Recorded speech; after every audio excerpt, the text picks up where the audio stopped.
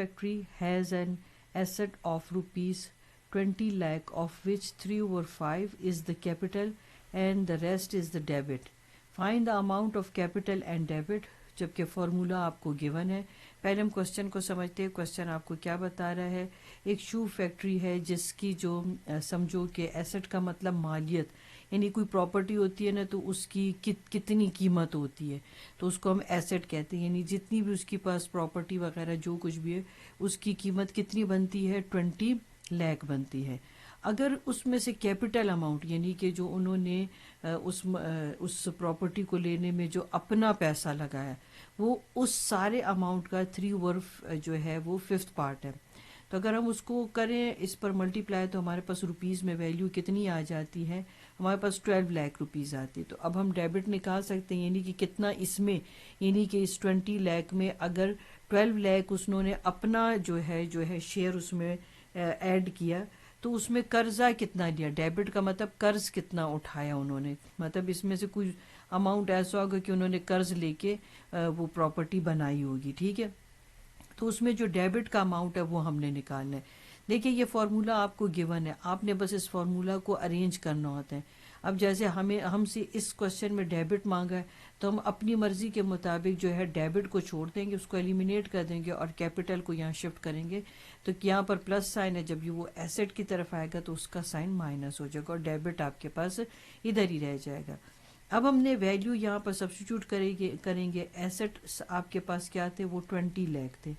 तो आप 20 लाख यहाँ पूरा करें. ठीक है, और यहाँ कैपिटल अमाउंट आपके पास क्या हो गया? 12 लाख है आपके पास, वो आप पूरा लिखें यहाँ पर अमाउंट.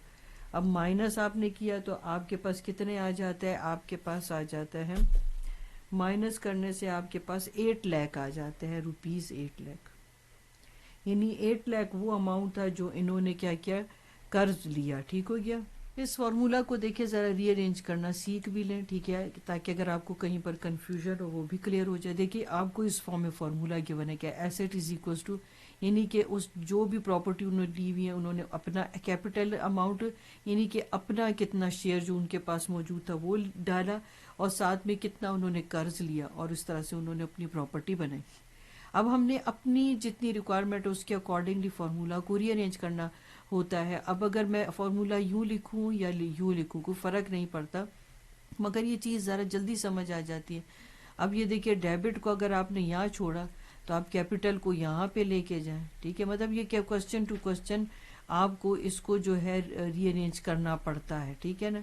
अब मैंने ये कैपिटल के साथ कोई साइन है प्लस है, जब ये इक्वल्स उस साइड पर जाएगा तो माइनस हो जाएगा. इसी तरह ये एक फार्मूला आपके पास हो गया, मैं साथ में इसको नंबरिंग करती जाऊँ.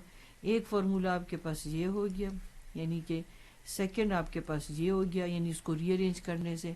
अब थर्ड आपके पास क्या है कि सपोज हो सकता है किसी क्वेश्चन में आपसे कैपिटल अमाउंट पूछा जाए. ठीक है, तो फिर आप कैपिटल को इधर छोड़ेंगे और इक्वल का साइन यहाँ लग जाएगा. एसेट आपके पास यहाँ आ गया. अब डेबिट वहाँ चला जाएगा तो ये आपके पास माइनस साइन इसके साथ लग जाएगा. ठीक हो गया.